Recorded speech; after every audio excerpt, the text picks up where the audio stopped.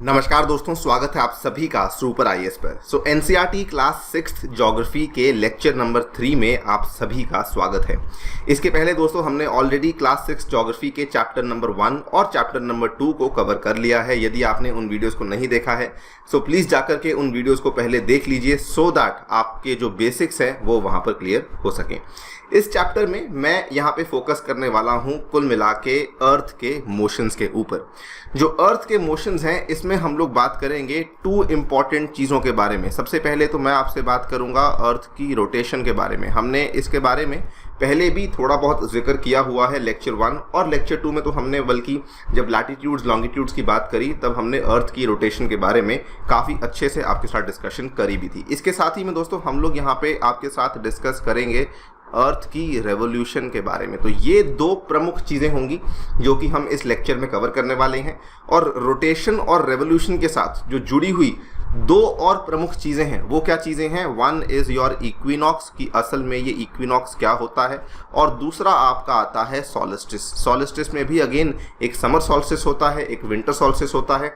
Equinox में भी again एक ऑटम इक्विनॉक्स होता है और एक स्प्रिंग इक्विनॉक्स होता है। तो इन चीज़ों को मैं आपके साथ यहाँ पे आज डिस्कस करने वाला हूँ। It is going to be a brief lecture, लेकिन आपको मैं गारंटी के साथ कहता हूं कि इस लेक्चर को देखने के बाद you will feel a lot more confident कि एग्जैक्टली जो अर्थ के मोशंस हैं वो किस प्रकार होते हैं। ऑल्सो शुरू करने से पहले आपको बता दूं कि इसी साल की बात है, यानी कि 2022 की ही बात है कि यूपीएससी ने अपने प्रीलिम्स के एग्जामिनेशन में इक्विनॉक्स और सॉल्स्टिस को लेकर क्वेश्चन पूछा था। तो ये कुछ ऐसे टॉपिक्स हैं जो कि हर साल इंपॉर्टेंट होते हैं और इसके बेसिस पर ही हम लोग आगे जाकर के अपनी ज्योग्राफी को बढ़ा पाते हैं। आसान भाषा में कहूँ तो ये एक तरीके से हमारी ज्योग्राफी के बेसिक्स ही हैं, और जिसको ये बेसिक्स समझ नहीं आएंगे वो ज्योग्राफी में आगे नहीं बढ़ पाएगा। चलिए शुरू करते हैं बिना किसी देरी के। दोस्तों यदि आप लोग इस लेक्चर की पीडीएफ को डाउनलोड करना चाहते हैं तो यहाँ पर दिए गए टेलीग्राम चैनल के माध्यम से कर सकते हैं। इसके अलावा अगर आपने अभी तक हमारे चैनल को सब्सक्राइब नहीं किया है प्लीज़ डू सो दैट आपको हमारी वीडियो की नोटिफिकेशन टाइम टू टाइम मिलते रहें। ऑल्सो बताना चाहूँगा कि अगर आप लोग अपनी तैयारी सुपर कोचिंग के माध्यम से करना चाहते हैं तो टेक्स्ट बुक आपके लिए एक बहुत ही उम्दा, बहुत ही अनोखा इनिशिएटिव लेकर आया है, जिसमें कि आप लोग अपने घर बैठकर इंडिया के बेस्ट यूपीएससी इंस्टीट्यूट्स की मदद से अपनी तैयारी को बूस्ट कर सकते हैं। दोस्तों ये वो वाले कोचिंग सेंटर्स हैं जो कि ऑफलाइन में बहुत ही जाने माने कोचिंग सेंटर्स हैं, और इनके माध्यम से, इनकी मदद से आप लोग अपनी तैयारी को ऑनलाइन कर सकते हैं। और इसमें आपको दिल्ली वाली जो ऑफलाइन कोचिंग की बहुत ज़्यादा हाई फीस रहती है, 1.5-2 लाख रुपए नहीं देनी है, आपको पे करना है केवल एक सिंगल सब्सक्रिप्शन कॉस्ट, जिसमें कि आपका जो खर्चा आएगा that is only 30,000 rupees per annum, जिसमें कि अगेन आपको 20% का डिस्काउंट भी अवेलेबल करवाया जा रहा है। और इफेक्टिव कॉस्ट आपको पड़ेगी 24,000 रुपये प्रति एनम की, और इसमें आपको कोड लगाना होगा A2 सर, तभी जाकर के आपको ये वाला डिस्काउंट अवेलेबल करवाया जाएगा।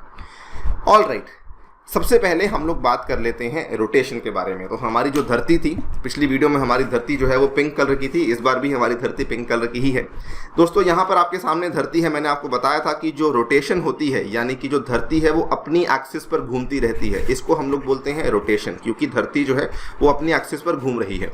याद कीजिए, मैंने आपको आई थिंक पहले लेक्चर में ही बता दिया था कि धरती जो है वो सीधा इस तरीके से नहीं घूमती बल्कि थोड़ा टेढ़ा होकर घूमती है, बिकॉज उसकी जो एक्सिस है वो इस तरीके से जाती है। It is at a tilt to the normal, यानी कि जो धरती की मेन एक्सिस है वो कुछ इस तरीके से है। हमें नॉर्मली लगना चाहिए था कि धरती की जो एक्सिस है वो कुछ इस तरीके से है, लेकिन ऐसा नहीं है।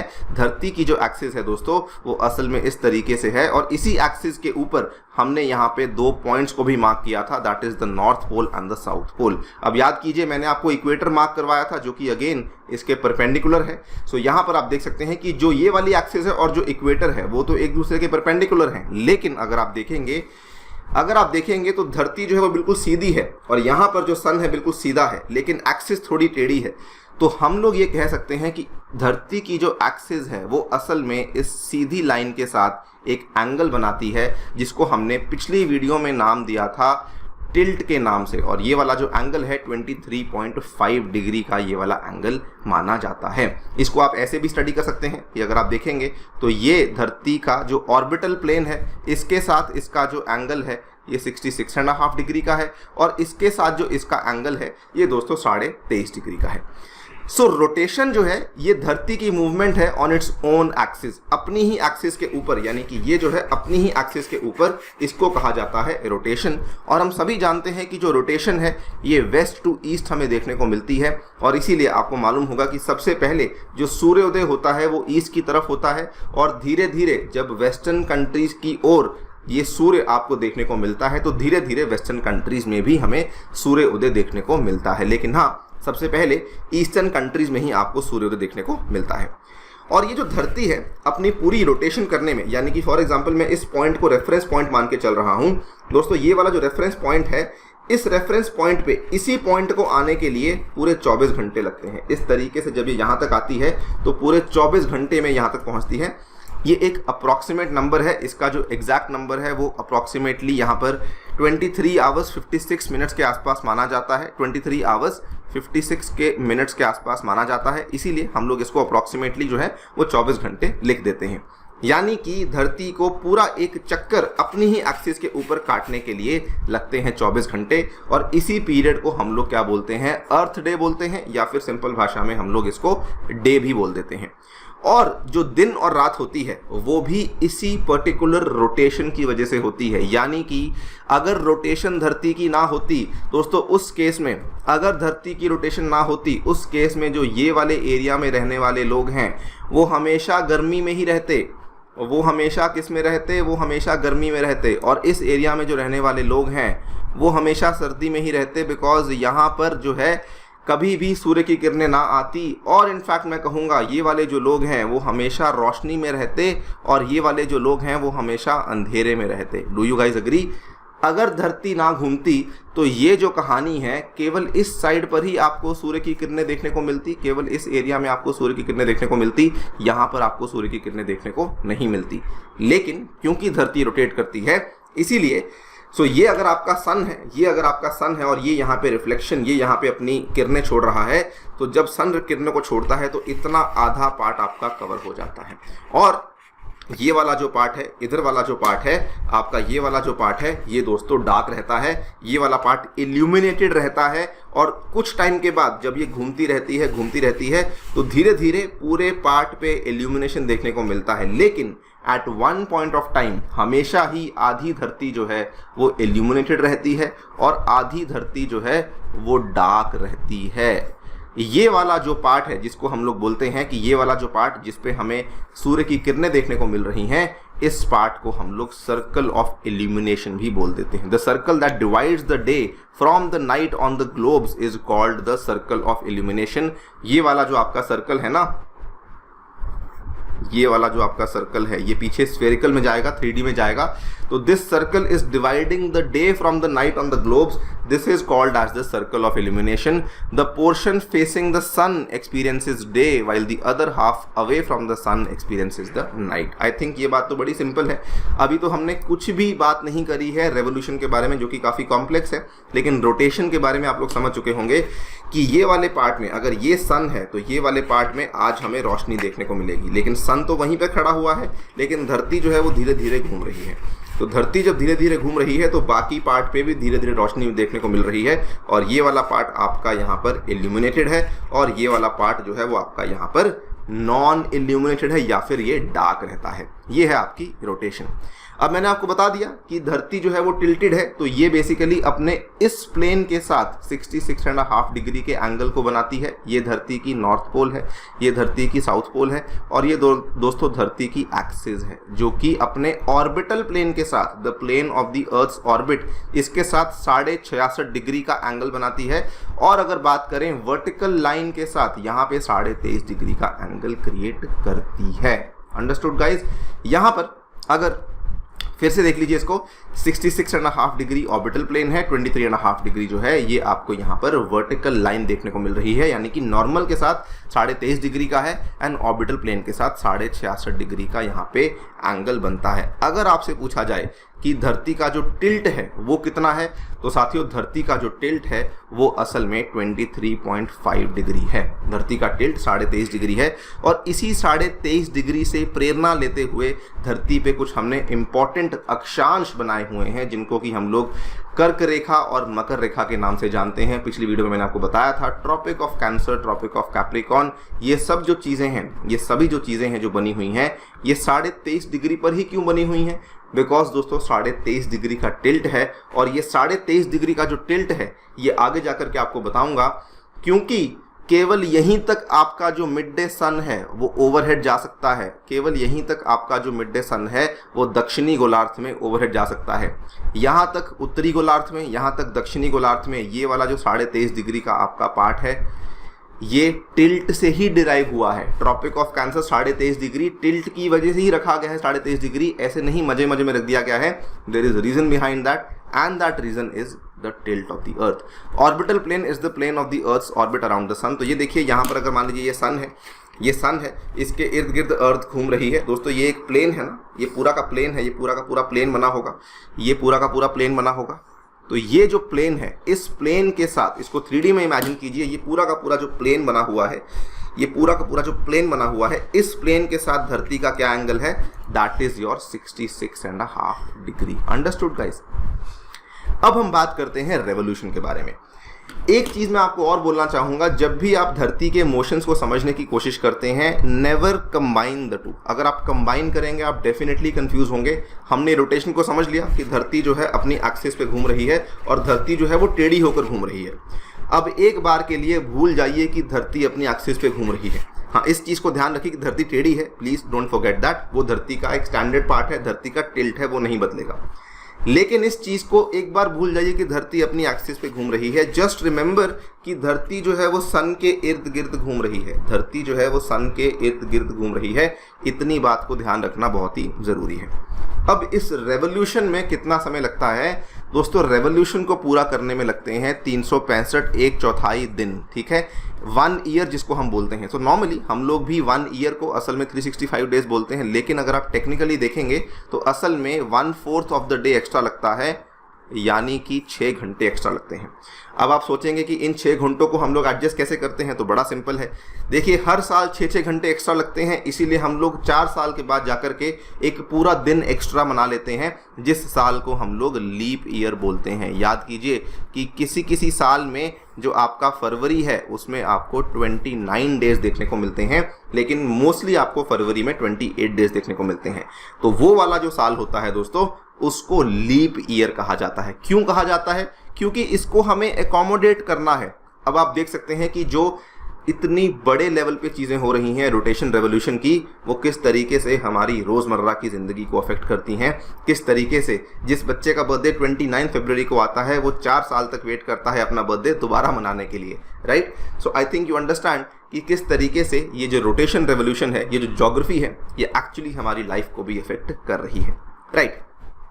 So movement of the earth around the sun in a fixed part or orbit is called revolution. Earth revolves around the sun in an elliptical orbit. अच्छा, इस चीज का भी ध्यान रखना बड़ा जरूरी है। देखिए जो ऑर्बिट है ना वो मैंने यहाँ पे बनाया, और मैंने जब बनाया इसको तो यहाँ पे मान लीजिए बीच में आपका सन है, ठीक है दोस्तों। जो बीच में सन है ना, तो अर्थ का जो ऑर्बिट है वो एलिप्टिकल है। अगर आपने शायद आपको अगर मैं याद करवाऊं, शायद आपने 11th या 12th में, जो लोग इंजीनियरिंग बैकग्राउंड से होंगे या फिर मेडिकल के बैकग्राउंड से होंगे, आप लोगों ने एक चैप्टर पढ़ा होगा कोनिक सेक्शन के नाम से। नहीं भी पढ़ा हुआ है तो कोई बात नहीं दोस्तों। अगर हम लोग बात करते हैं ऑर्बिट्स की, तो देखिए फॉर एग्जांपल आपके सामने मैं ऑर्बिट्स को ड्रॉ करता हूं। मान लीजिए ये मेरा सन है, ये वाला डॉट जो है ये मेरा सन है। इसके अराउंड अगर इस तरीके से कोई चीज़ घूम रही है तो can I call this a spherical orbit? Ignore the irregularity in the shape. तो ये एक स्फेरिकल ऑर्बिट है दोस्तों, लेकिन अर्थ का ऑर्बिट ऐसा नहीं है। अर्थ का ऑर्बिट जो है वो कैसा है, ये अगर बीच में सन है ना तो अर्थ का ऑर्बिट ऑलमोस्ट इस तरीके से है। ये देखिए एक तरफ रेडियस कम है, एक तरफ रेडियस ज़्यादा है। यहाँ पर क्या है कि रेडियस आप कहीं पर भी चले जाएं रेडियस बराबर है, लेकिन यहाँ पर जो अगर इसको मैं R1 बोल रहा हूँ, इसको मैं R2 बोल रहा हूँ, so R2 is much more as compare to R1। ये जो है इसको एलिप्टिकल ऑर्बिट कहा जाता है। जिस तरीके से इस शेप को स्फेयर कहा जाता है या सर्कल कहा जाता है दोस्तों, इस शेप को यहाँ पर एलिप्स के नाम से जाना जाता है। क्या जाना जाता है? एलिप्स। और इसी एलिप्स से ये वाला चीज चीज़ डिराइव हुआ है कि जो धरती है वो असल में एलिप्टिकल ऑर्बिट में घूम रही है। इतनी बात क्लियर हो गई, ये बेसिक है। अभी मैंने आपको कुछ भी मुश्किल नहीं समझाया। अब मैं आपके साथ समझाने वाला हूं कि किस तरीके से जो रेवोल्यूशन है वो धरती के ऊपर आने वाले सीजन्स को इम्पैक्ट करती है। तो हमने रोटेशन से समझा कि आपका दिन बदलता है, दिन और रात बदलती है, वो रोटेशन के माध्यम से होता है। लेकिन दोस्तों जो रेवोल्यूशन है जो कि धरती सन के इर्द गिर्द कर रही है, वो क्या डिसाइड करती है? वो आपके मौसमों को डिसाइड करती है। और यहीं पर कहानी आती है इक्विनॉक्स की, सॉलिस्टिस की, वगैरह वगैरह। अब देखिए, शुरू से शुरू करते हैं। हम धरती को रोटेट नहीं करवाएंगे, केवल रिवॉल्व करवाएंगे। ये आपका सन है, ये आपकी धरती है, और ये सीधी नहीं थोड़ी टेढ़ी है, सीधी नहीं थोड़ी टेढ़ी है, ध्यान रखिएगा, ठीक है। अब यहाँ पर ये आपका सन है, ये आपकी धरती है, तो ये जो पोजीशन नंबर 1 है इसी को मैं यहाँ पे आपके सामने मार्क कर रहा हूँ। सीधी नहीं थोड़ी टेढ़ी है। अब ये धरती यहाँ पर ऐसे घूम रही है, यहाँ पर आ गई, उसके बाद यहाँ पर भी आ गई, फिर से यहाँ पर आ गई।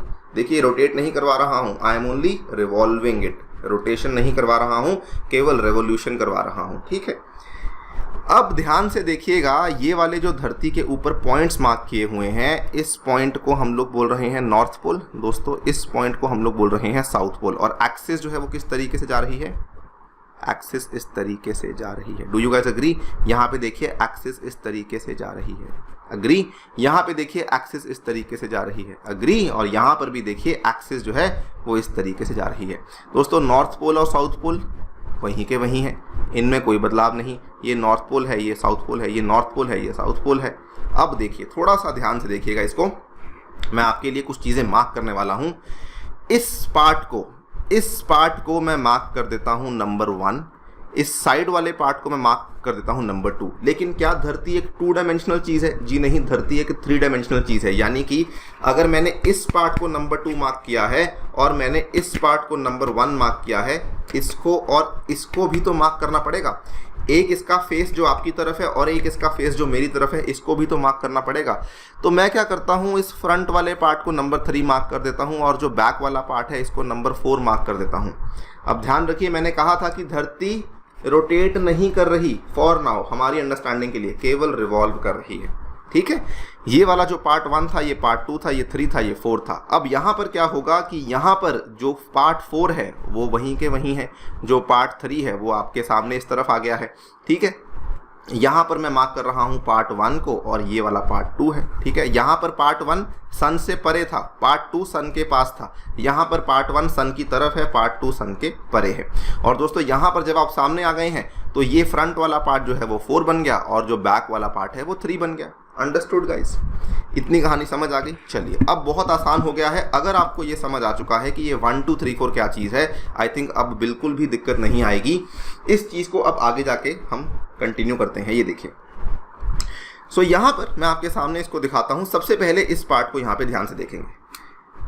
कैन यू सी कि ये नॉर्थ पोल है और जो सूर्य की किरणें हैं ये नॉर्थ पोल के थोड़ा सा उस तरफ भी जा रही हैं। Can you see this? देखिए, ये पूरा का पूरा पार्ट है जो कि यहाँ पर इल्यूमिनेटेड है। ये जो लाइट ब्लू कलर का पार्ट दिख रहा है ये इल्यूमिनेटेड है, और जो सूर्य की किरणें हैं ये थोड़ा सा नॉर्थ पोल के उस तरफ भी जा रही हैं। और क्या आप लोग यहाँ पर ये कह सकते हैं कि जो ये नंबर 2 वाला पार्ट है ये पूरा का पूरा इल्यूमिनेटेड है? यहाँ पर मैं आपके लिए एक और चीज़ को लेबल करता हूँ to make it more interesting and to make it more useful. ये वाला जो पार्ट है, क्या ये इक्वेटर है? ये वाला जो पार्ट है, क्या ये ट्रॉपिक ऑफ कैंसर है? बिल्कुल है। ये ट्रॉपिक ऑफ कैप्रिकॉन है? बिल्कुल है। इसी तरीके से ये ट्रॉपिक ऑफ कैंसर है? बिल्कुल है। इसी तरीके से ये ट्रॉपिक ऑफ कैप्रिकॉन है? बिल्कुल है। अब देखिए यहाँ पर क्या हो रहा है कि जो धरती की किरणें, जो सूर्य की किरणें हैं दोस्तों, वो डायरेक्टली किसके ऊपर ओवरहेड जा रही हैं? वो जा रही हैं ट्रॉपिक ऑफ कैंसर के ऊपर। यहाँ पर वो यहाँ पर ओवरहेड जा रही हैं, ना कि यहाँ पर। इक्वेटर पर ओवरहेड नहीं जा रही, वो जा रही हैं ट्रॉपिक ऑफ कैंसर के ऊपर ओवरहेड। Right guys? सिमिलरली इसके ऑपोजिट जब आप यहाँ चले जाते हैं तो ट्रॉपिक ऑफ कैप्रिकॉन के ऊपर ओवरहेड जा रही हैं, इक्वेटर के ऊपर नहीं, ट्रॉपिक ऑफ कैंसर के ऊपर नहीं। तो ट्रॉपिक ऑफ कैप्रिकॉन पे ओवरहेड जा रही हैं इस टाइम पर, और यहाँ पर जा रही हैं ट्रॉपिक ऑफ कैंसर के ऊपर ओवरहेड। बस दैट्स इट। अब इस चीज़ को समझ लीजिए, जो सॉल्स्टिस है ये कैसे बनता है? सॉल्स्टिस एक ऐसा इवेंट है that occurs when the sun appears to reach its most northerly और southerly excursion relative to the celestial equator on the celestial sphere. बहुत कॉम्प्लेक्स लिखा हुआ है, आसान भाषा में समझ लेते हैं। सो मैंने आपको बताया था कि जो सन है, जो मिड डे सन है, वो ओवरहेड कहाँ तक जाता है दोस्तों? वो ओवरहेड जाता है ट्रॉपिक ऑफ कैंसर तक या फिर ट्रॉपिक ऑफ कैप्रिकॉर्न तक। जब ये वाला जो टाइम चल रहा है ना, इस टाइम पे mid day sun is overhead on the tropic of Cancer, it is not overhead on the equator. ये बिल्कुल यहाँ पर ओवरहेड है, देखिए इसको ध्यान से, ये जो है बिल्कुल यहाँ पर ओवरहेड है ट्रॉपिक ऑफ कैंसर पे, ठीक है। यानी कि सबसे ज़्यादा भीषण गर्मी इस टाइम पर ट्रॉपिक ऑफ कैंसर पे होगी। अभी 21 जून जो है वो आने वाली है, आपको दिख भी रहा होगा, ठीक है। 21 जून के दिन बहुत ज़्यादा भीषण गर्मी होगी, बल्कि आप मुझे कमेंट सेक्शन में बता सकते हैं कि अगर आप लोग इस वीडियो को 21 जून को देख रहे हैं, सो ये वाला दिन है जब मिड डे सन बिल्कुल इसके ओवरहेड होगा। लेकिन इंटरेस्टिंगली अगर आप देखेंगे, यहाँ पर एक दो चीज़ें और भी हैं देखने वाली। ध्यान से देखिए दोस्तों, एक दो चीज़ें और क्या है देखने वाली, इसको मैं पूरे को यहाँ पे रब कर देता हूँ। एक दो चीज़ें जिनकी तरफ आपको और ध्यान देना है वो क्या है कि जो नॉर्थ पोल थी, ये रही नॉर्थ पोल, क्या नॉर्थ पोल सन की तरफ टिल्टेड है? बिल्कुल टिल्टेड है। जो साउथ पोल है वो सन से दूर है, बिल्कुल दूर है, नो डाउट अबाउट दैट। तो एक तो आपका ट्रॉपिक ऑफ कैंसर के ऊपर मिड डे सन ओवरहेड है, एक नॉर्थ पोल जो है वो सन की तरफ टिल्टेड है, एक अगर आप देखेंगे तो ये जो है नॉर्दर्न हेमिस्फीयर ये वाला पार्ट है, ठीक है। इसको फिर से रब कर देता हूं मैं, नॉर्दर्न हेमिस्फीयर ये वाला पार्ट है जिसका दोस्तों अधिकतर पार्ट जो है वो सूर्य की तरफ आपको देखने को मिलता है। Because of that northern hemisphere में क्या होती हैं? गर्मियां होती हैं। गर्मियों का मतलब ये नहीं कि केवल दिन होगा रात नहीं होगी, रात तो होनी ही है। रात क्यों होनी है? क्योंकि धरती घूमती रहती है, उसका इसके साथ कोई रिलेशन नहीं है, क्योंकि धरती अपने एक्सिस पे घूमती रहती है। लेकिन समर इसलिए है बिकॉज अधिकतर पार्ट उत्तरी गोलार्ध का ये सन की तरफ टिल्टेड है, इसीलिए नॉर्दर्न हेमिस्फीयर में समर है। और नीचे वाले पार्ट को देखिए, नीचे वाले पार्ट को भी देख लीजिए, ये देखिए अगर ये हमारा दक्षिणी गोलार्ध है, इसका दोस्तों जो मैक्सिमम पार्ट है, इसका जो मैक्सिमम पार्ट है ये बेसिकली आपको देखने को मिलता है सन से दूर। इसका मतलब यहाँ पे सर्दियां होंगी। I hope this part is clear. आप देख सकते हैं कि majority of your northern hemisphere is exposed to the sun, इसीलिए यहाँ पे गर्मियाँ होती हैं दोस्तों, जैसे आजकल का मौसम चल रहा है। और यहाँ पर majority of your southern hemisphere is not expose to the sun, इसीलिए वहाँ पे सर्दियाँ चलती हैं। अगर ये वाली बातें आपको समझ आ चुकी हैं, अगर समर सॉल्स्टिस आपको समझ आ चुकी है, विंटर सॉल्स्टिस एग्जैक्टली उसका उल्टा होता है। अब देखिए वही बातें जो मैंने यहाँ पर कही हैं, वही बातें मैं यहाँ पर आकर भी आपके लिए कह सकता हूँ। कैसे? ये देखिए आपके सामने है।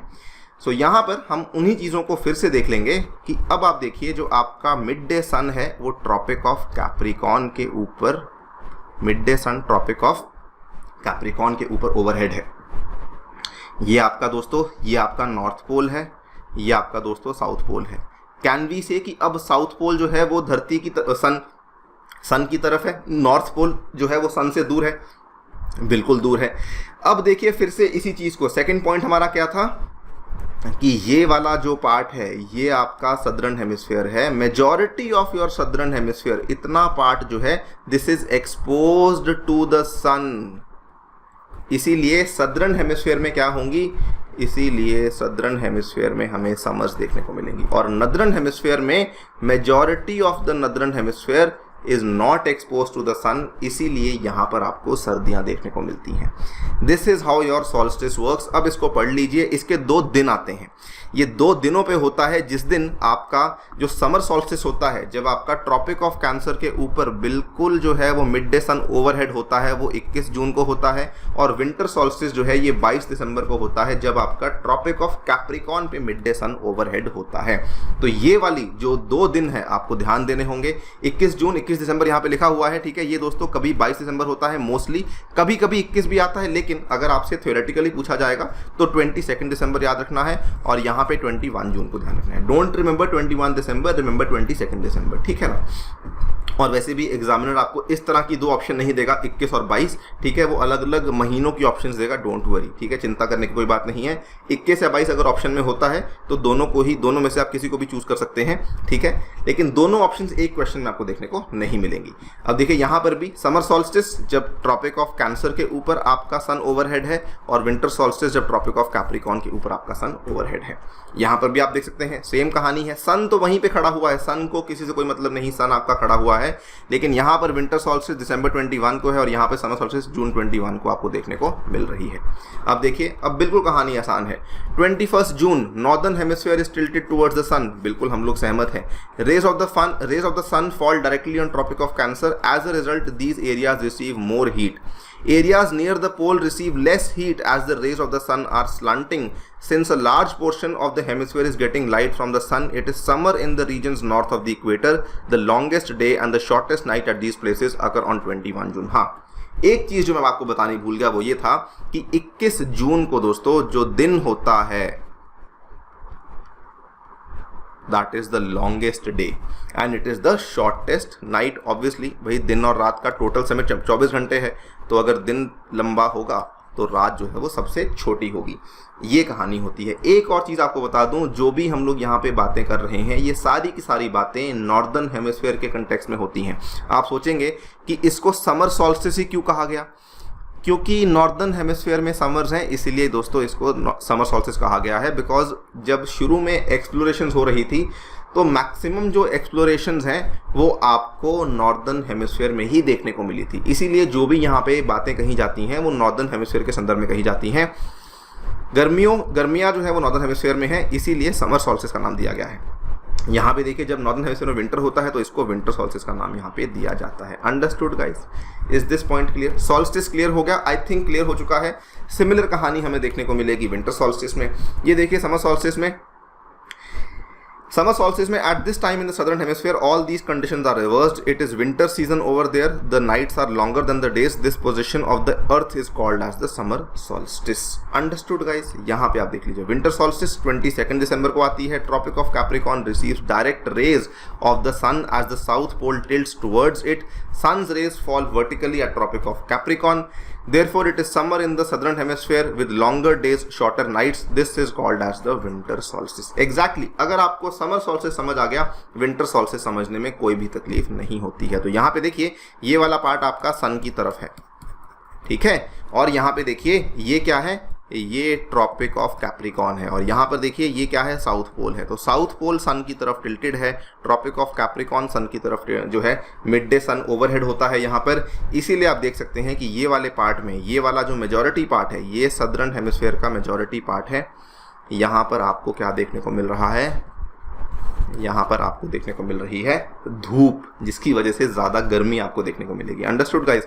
और नदर्न हेमिस्फीयर का जो मेजॉरिटी पार्ट है वो ये वाला है, जो कि हमें यहाँ देखने को मिलता है। तो यहाँ पे देखने को मिलता है अंधेरा ज़्यादातर, जिसकी वजह से यहाँ पे हमें सर्दियाँ देखने को मिलती हैं। तो दिन छोटे होते हैं, रातें लंबी होती हैं नदरन में, और सदरन में विंटर सॉल्स्टिस के टाइम पे दिन लंबे होते हैं, रातें छोटी होती हैं। Understood guys? बस ये समझ आ गया। अब बच गया इक्विनॉक्स। इसी कहानी पे वापस आ जाइए, उसी को फिर से समझते हैं। अब देखिए धरती इस तरीके से घूम रही थी, मैंने कहा था ये सन है, धरती घूम रही है, ठीक है, धरती घूम रही है।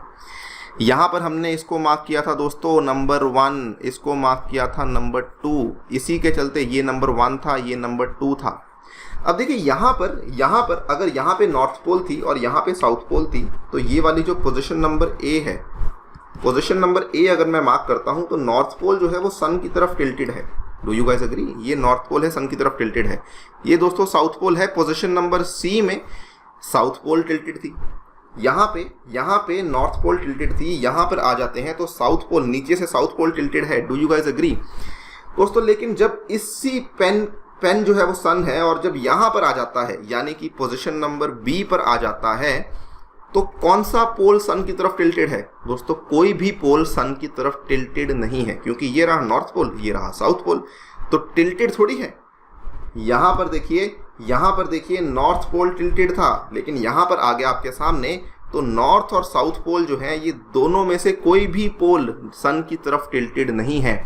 जब कोई भी पोल सन की तरफ टिल्टेड ना हो और जो सीधी रोशनी है वो इक्वेटर पे पड़ रही हो, किसी ट्रॉपिक ऑफ कैंसर या कैप्रिकॉर्न पे नहीं पड़ रही होती, इसको कहा जाता है इक्विनॉक्स। बस इतनी कहानी है इक्विनॉक्स की। None of the poles is tilted towards the sun. On 21st March and 23rd September, direct rays of the sun fall on the equator. At this position, neither of the poles is tilted towards the sun. कोई भी पोल tilted नहीं है. So the whole Earth experiences equal days and equal nights. इसको कहा जाता है equinox. इस time पर 21 मार्च के दिन और 23 सितंबर के दिन दोस्तों day is equal to night. अगर दिन जो है वो 12 घंटे का होगा, रात भी 12 घंटे की होगी। इस पोजीशन को इक्विनॉक्स कहा जाता है।